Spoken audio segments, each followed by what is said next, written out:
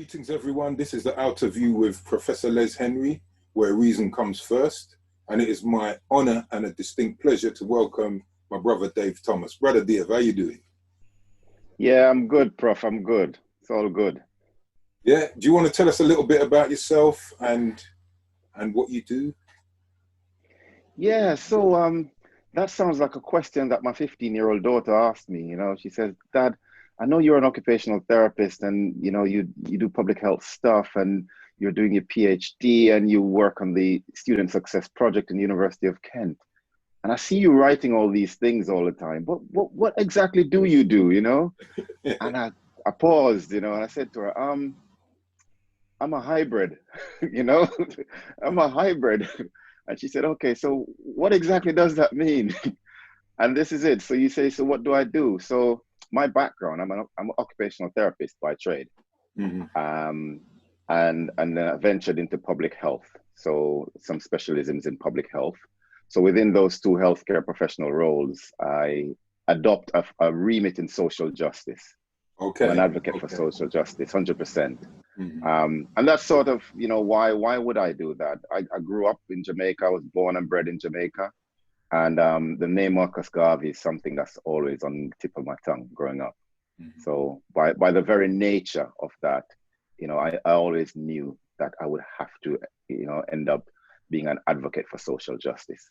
Okay. So, yeah, career in occupational therapy, it facilitates that process and also public health, because injustice is a matter of public health, right?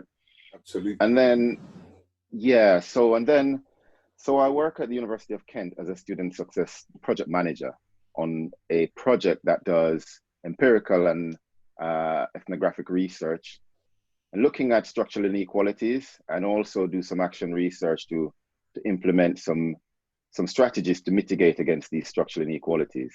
Mm-hmm. So that project has been running since 2015, and the university I think the word project has gone from that now. They've disbanded that word. So it's now incorporated that in its provision because of the widely publicized degree awarding gap and things like that, so the university has taken that on board. Mm-hmm.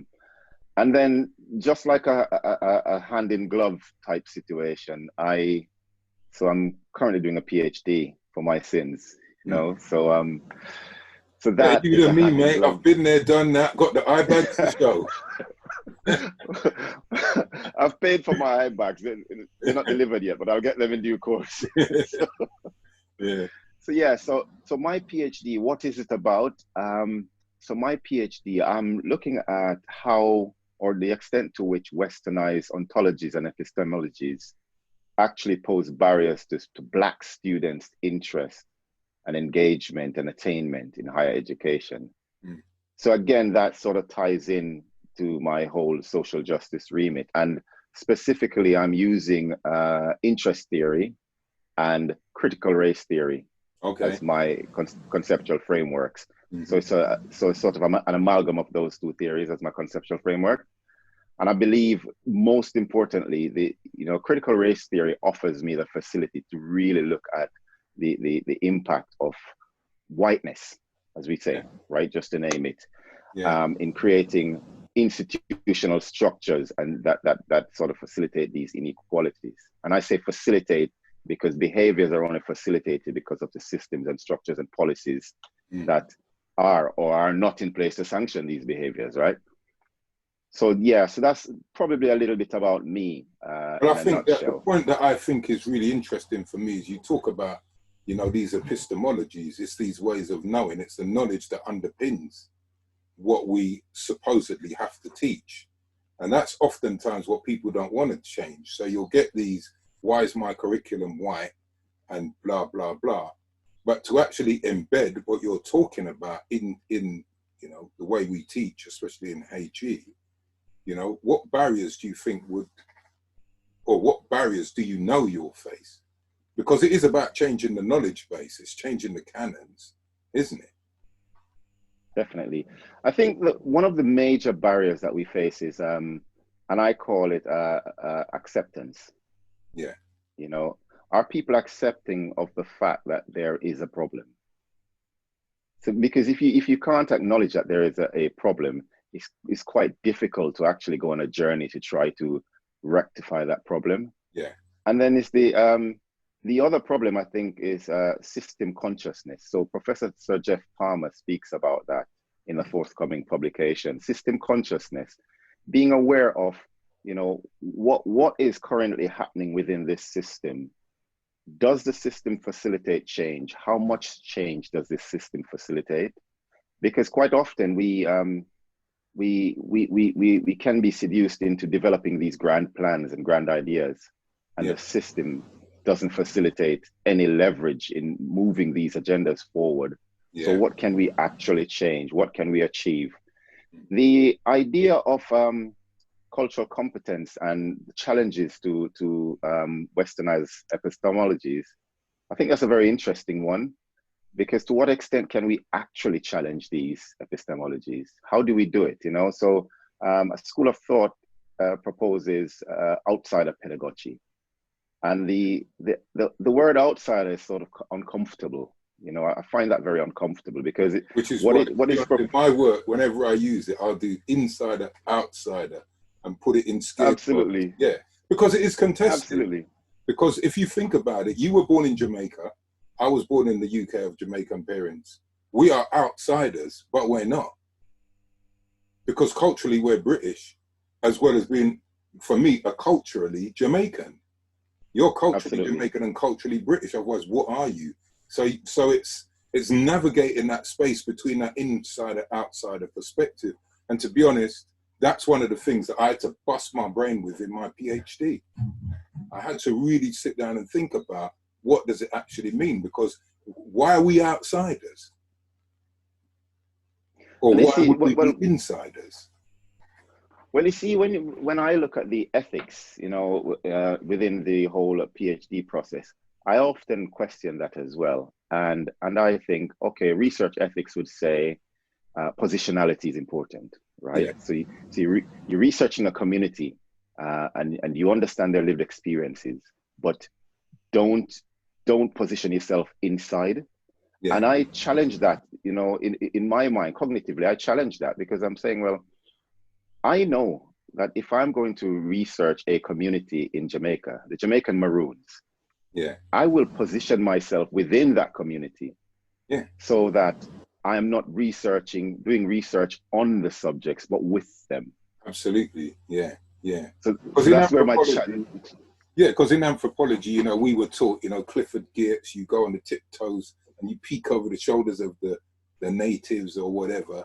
You know, we were taught that. But one of the things I remember early out in my academic life, I presented a paper at Anthropology Symposium or conference or something.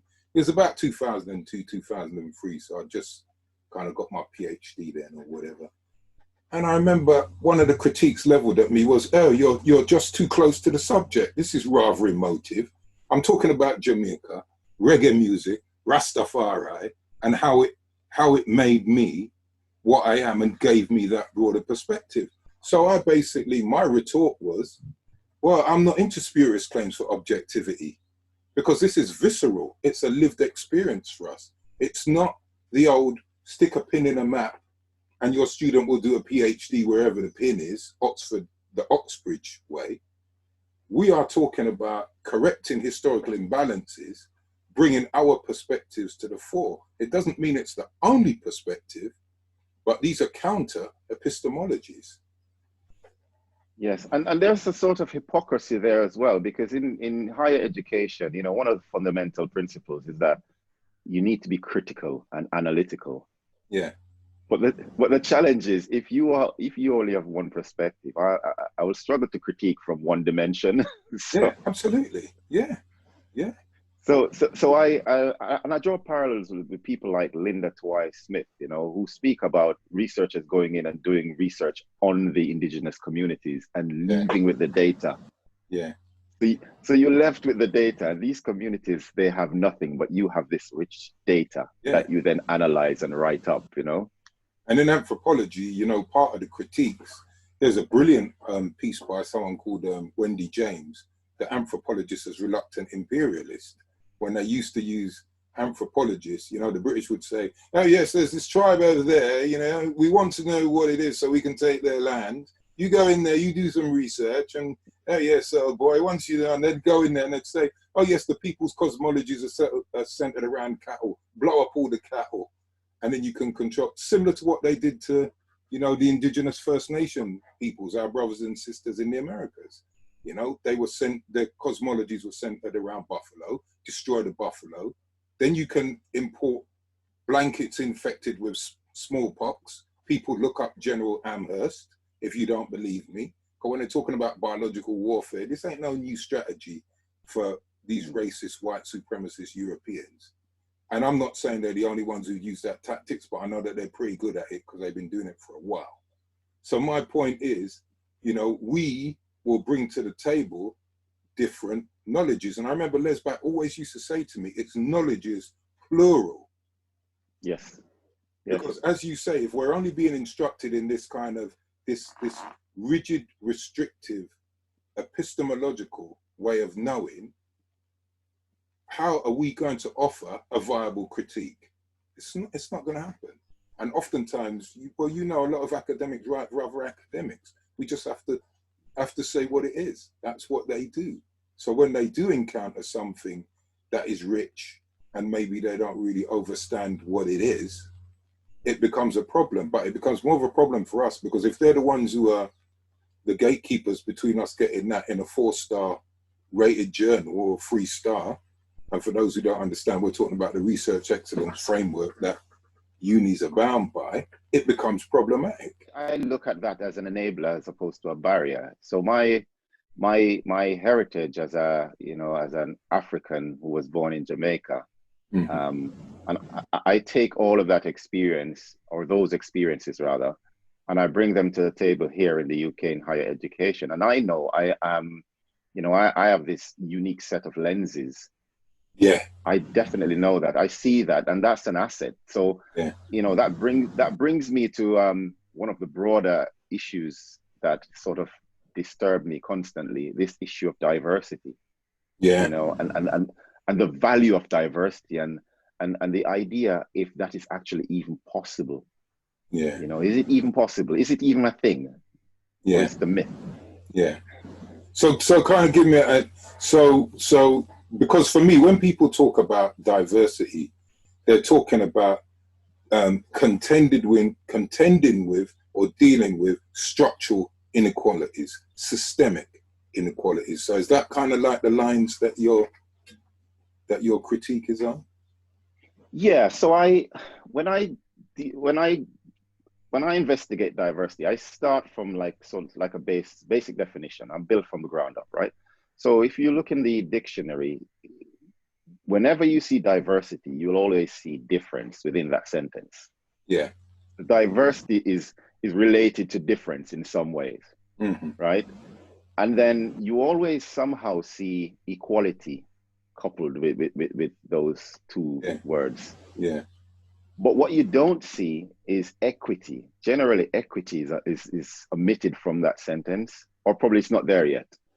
Okay. So, yeah. Okay. So, okay. Yeah. So when I think about diversity and then the difference and equality, I'm then now cascading that and thinking about inequality, because, you know, antithesis, equality, inequality, right?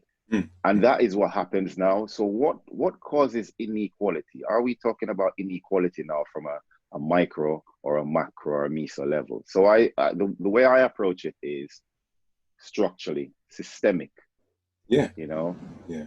Systemic, because it's the systemic inequality that ratifies and sanctions. So the systemic forces that promote inequality sanctions disparate behaviors. Yeah.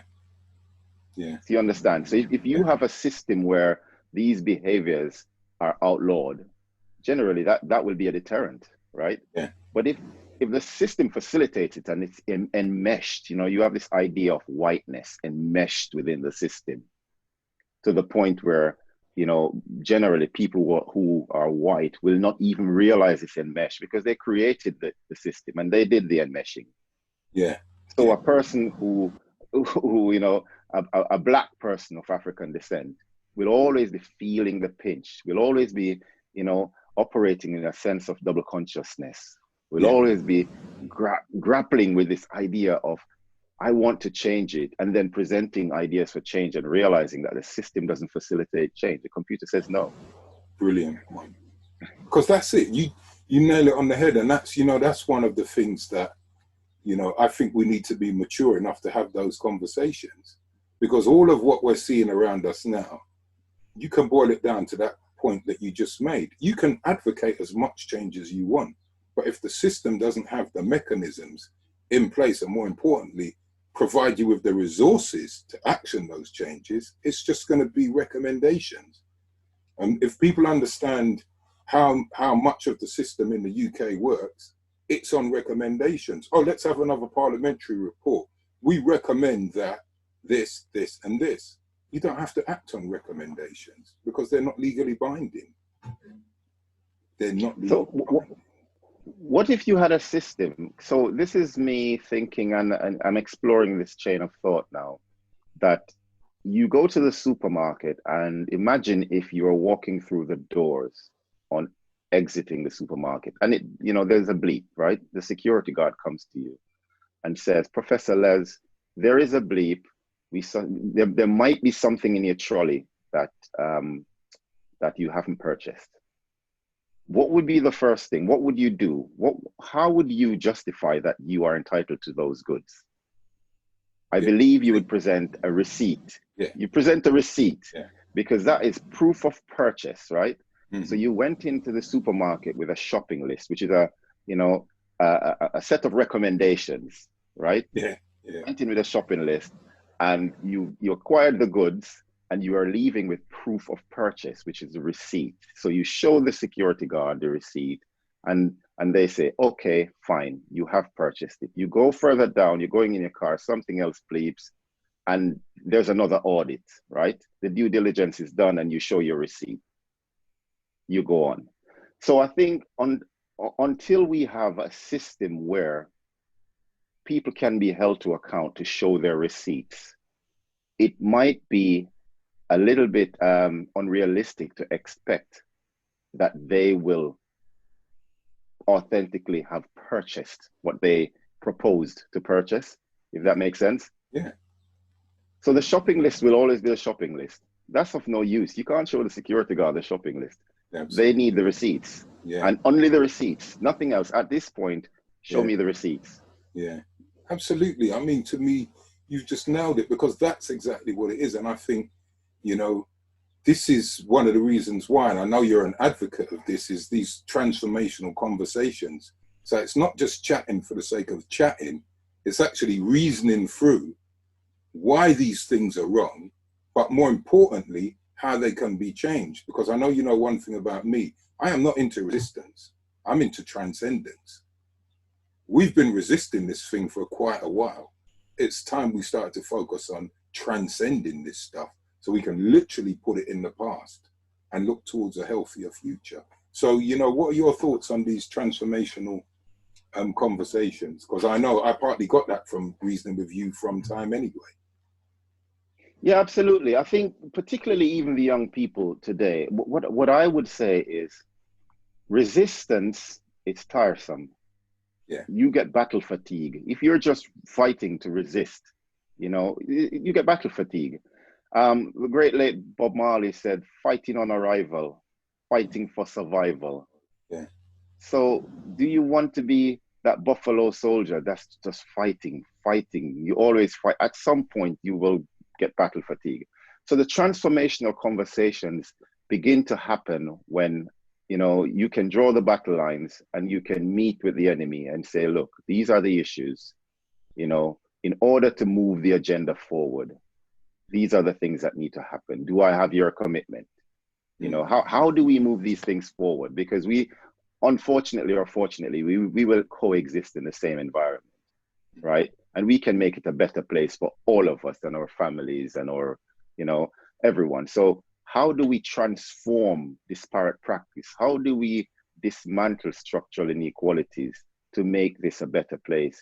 And it's solution-focused conversations, because it's quite easy for, you know, for someone to explicate the problems, but the solutions are the hard bit. Absolutely. Absolutely. Yeah. Yeah. And you need, in order to ensure that people are held to account, you know, on their promises, on their shopping list that they brought to the conversation, you need the checks and balances. So that's where the transformation comes in, the acknowledgement that we need change. The promises on your shopping list, we send you into the supermarket, but you need to come back out with the checks and balances, with your receipts to show us, you know, how have you advanced on your promises? What did you actually do quantitatively? How can we account for your actions that you said you would do? Yeah. Or that we agreed. We had a contract, right? Yeah. This was not just an invitation to treat. This was a contract. So show us your receipts.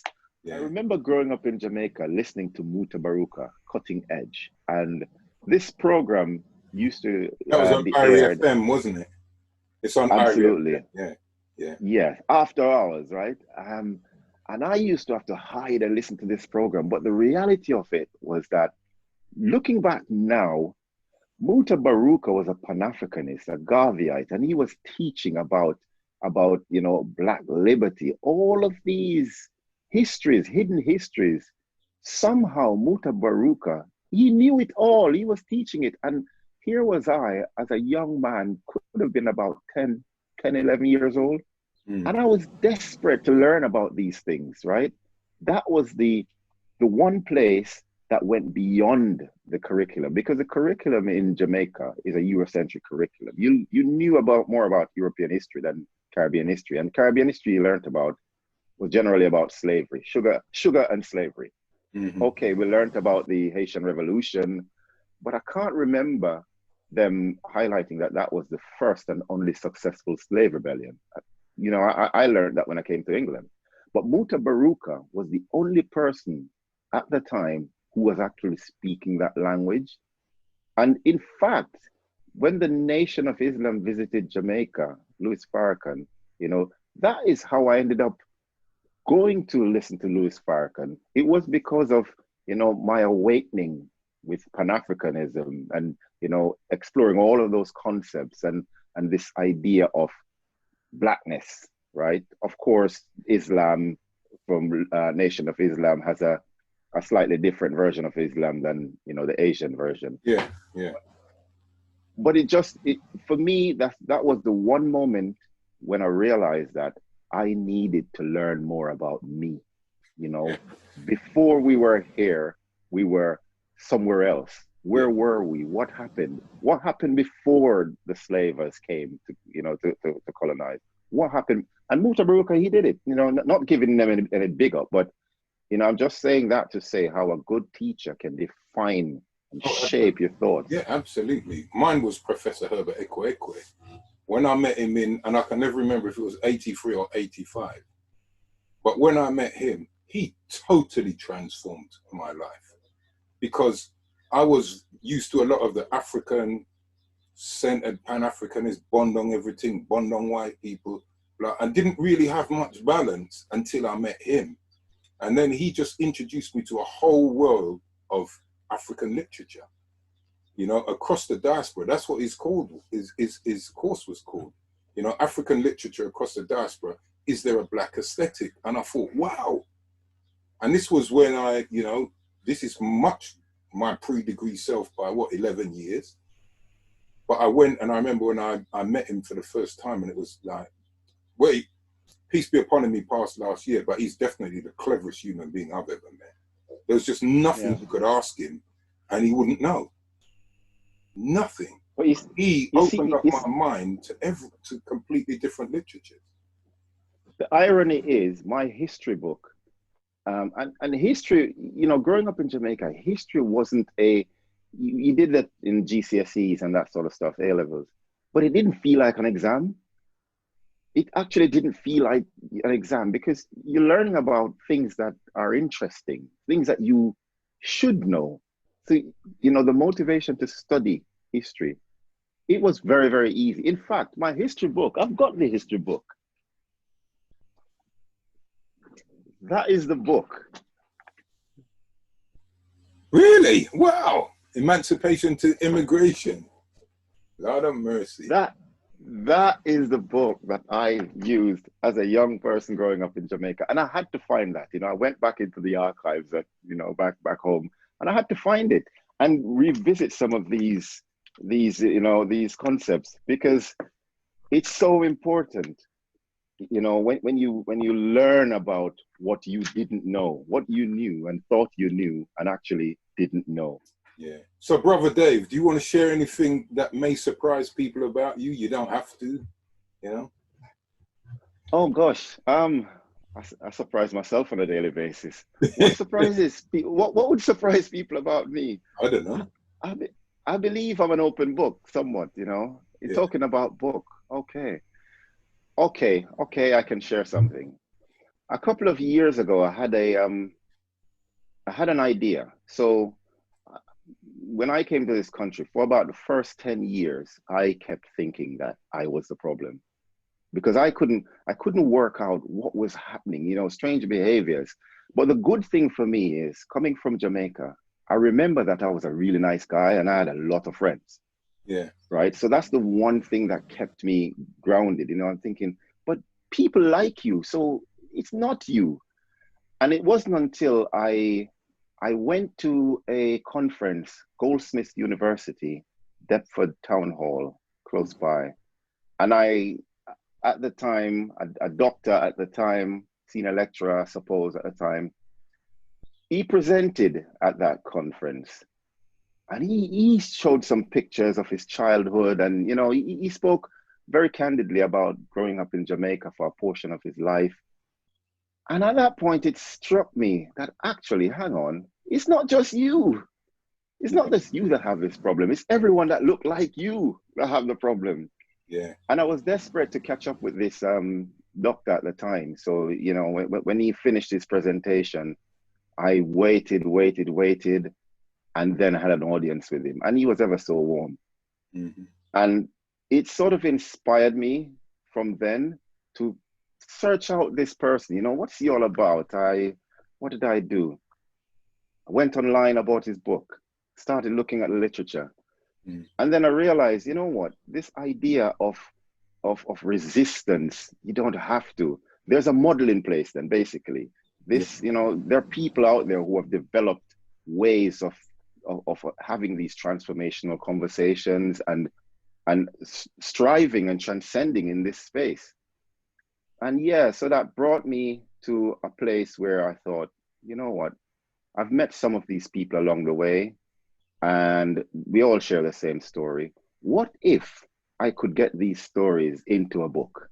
And that was a weird idea. Really, it was really a really far-fetched idea. But the problem is, I was at a conference when I said that, and there was a colleague beside me. It came out of my mouth. I was thinking it and it came out. And he said, "That's a brilliant idea."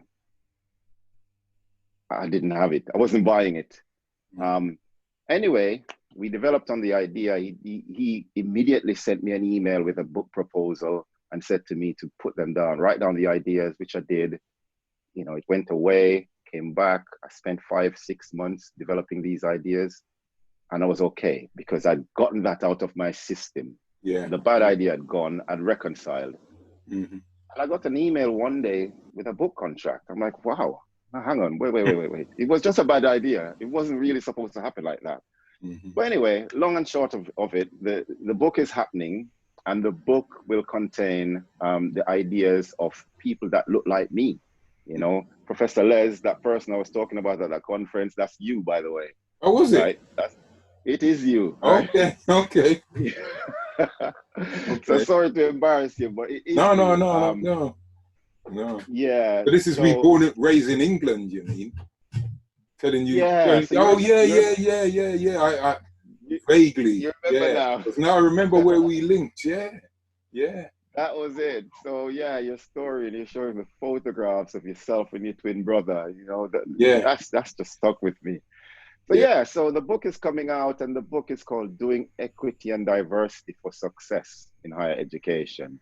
Yeah. And note the insertion of the word equity there, because that's the important one. Yeah.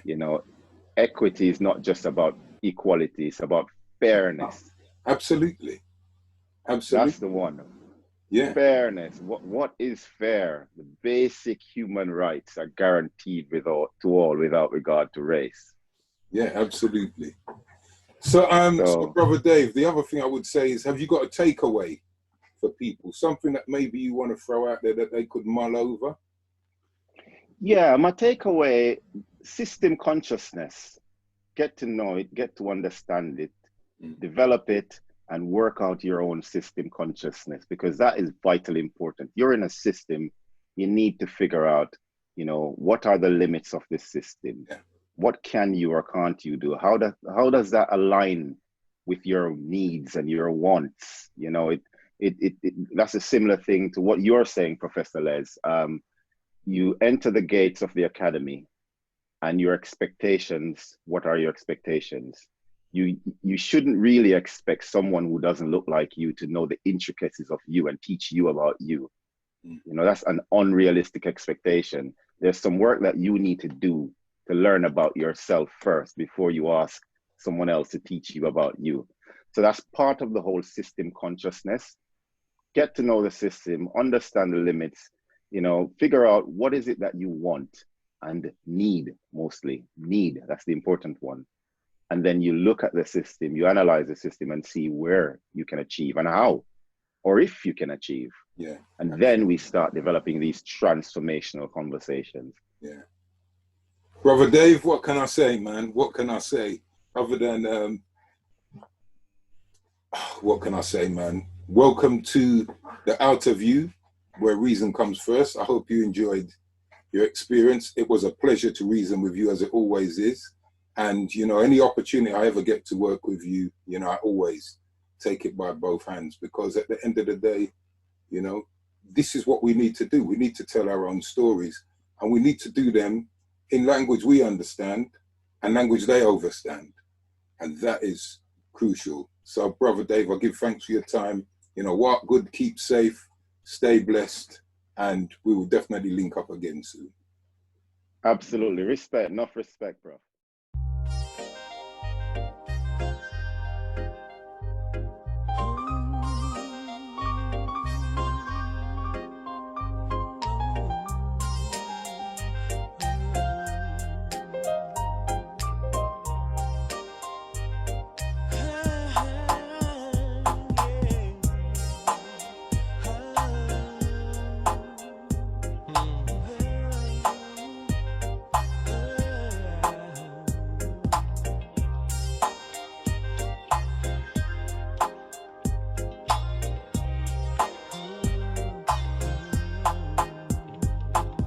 Champ is a term I used to describe my mother. In this world, you know, I love that woman like no other.